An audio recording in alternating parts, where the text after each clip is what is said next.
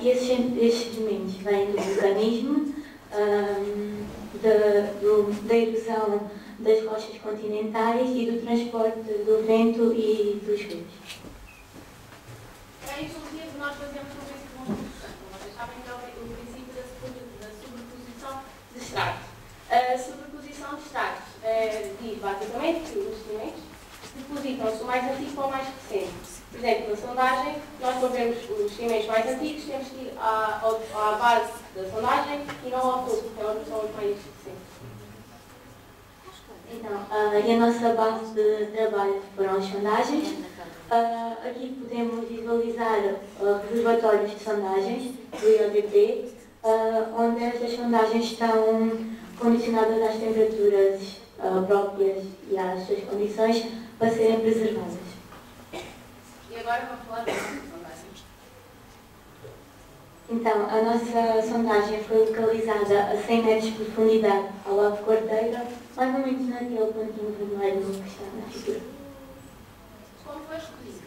A nossa sondagem foi recolhida pelo navio da República Portuguesa de nome Auriga, através de cora de gravidade.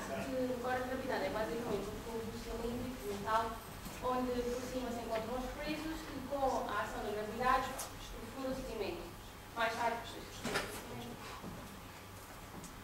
Estas são duas fotos da nossa sondagem. Nós apenas estudamos a sondagem das imagens de cima, que vão dos 10 cm aos 80, e as imagens de baixo são dos 100 aos 180 cm.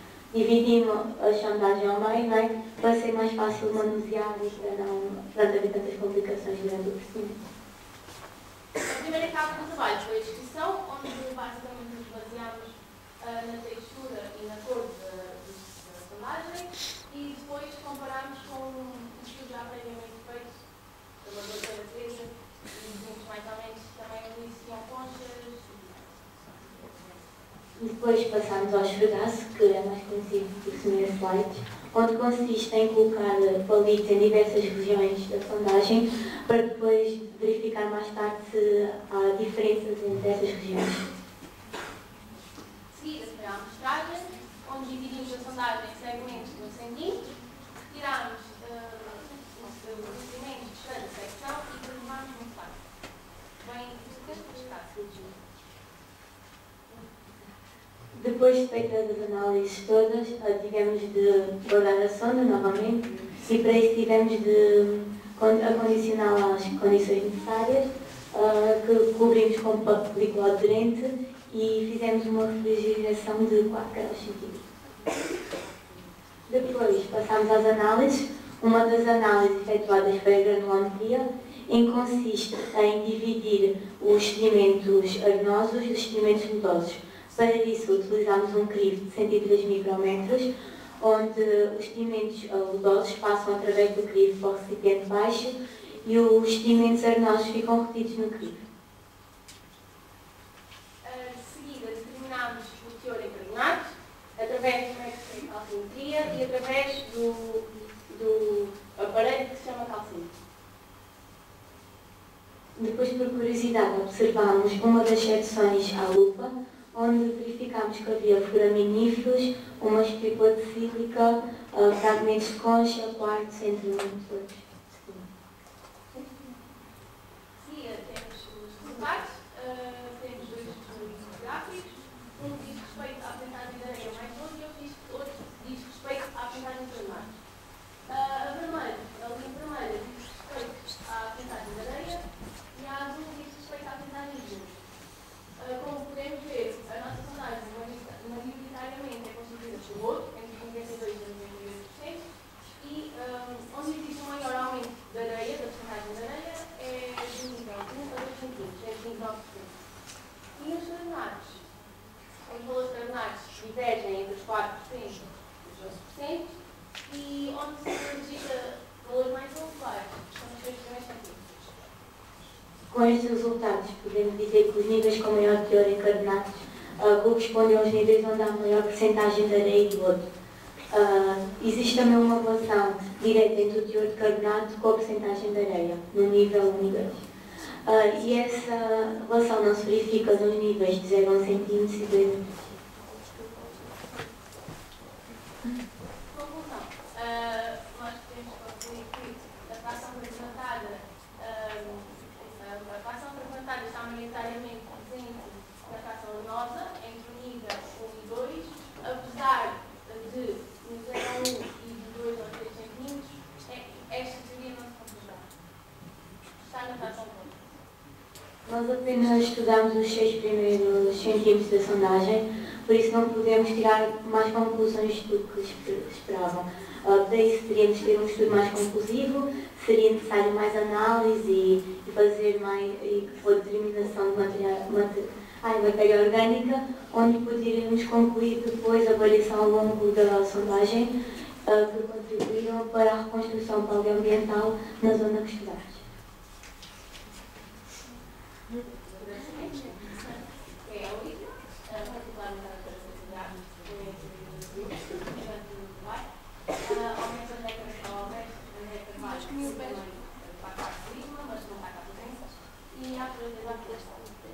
Não, mas é sempre envolvido. Não, também.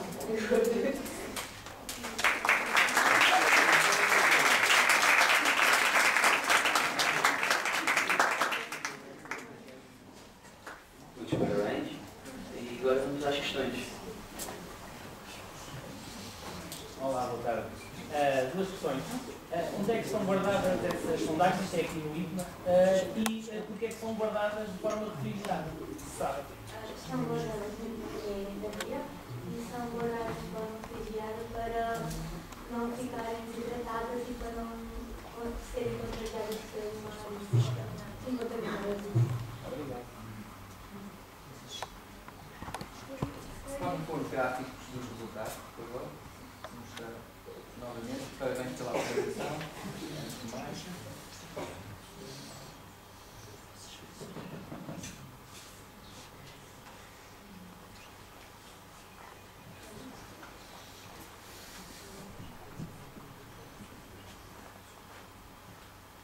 Vocês mostram aí que a curva dos carbonatos coincide com o maior teor de areia.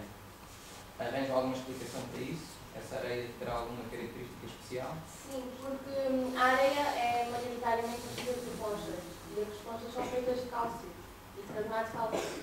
E isso é que existe uma relação entre a areia e a quantidade de areia com os carbonatos. Apesar de não se verificar assim. Mas a teoria é assim. Quanto mais acontece, mais cálcio, mais vão aumentar.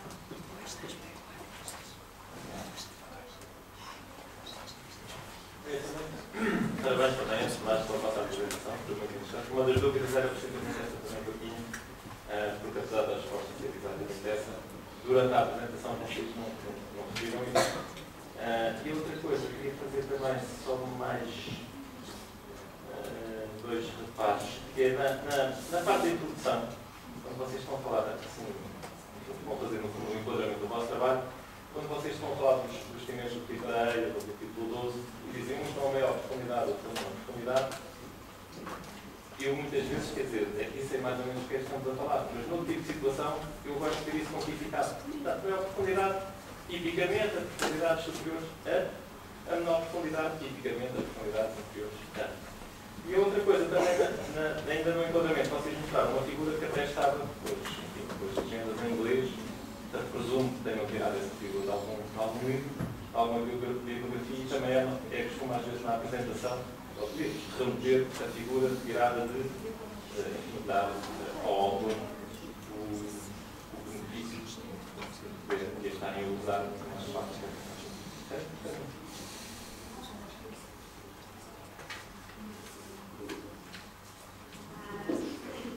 Só queria. Só queria, no fundo, que vocês, quando falavam dos carbonatos, falaram muito rapidamente do método dos carbonatos, e eu gostava de saber se tinham percebido qual é o esquema de funcionamento desse método. Se puderem explicar um pouco mais de detalhe, seria talvez bom para as pessoas perceberem o que é que está em questão. Basicamente, é o funcionamento do cálculo. O É melhor porem o calcinho. É este aparelho aqui.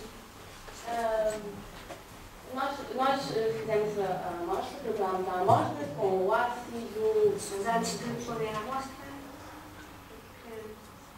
Antes de pormos a amostra, nós nivelámos a água nas buretas.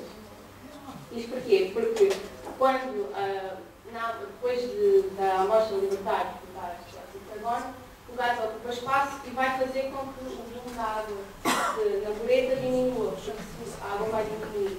E nós basicamente fizemos a diferença entre o volume final e o inicial e, através de fórmulas específicas, que nós não funcionámos, que fez a dar, através de fórmulas específicas, determinámos o valor certo de valor de nós. Já agora também tenho uma curiosidade.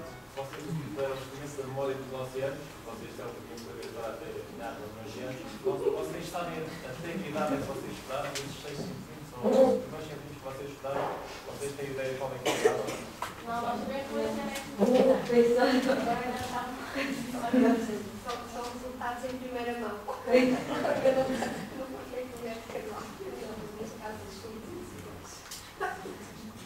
Mais alguma questão? Muitos parabéns e muito obrigado.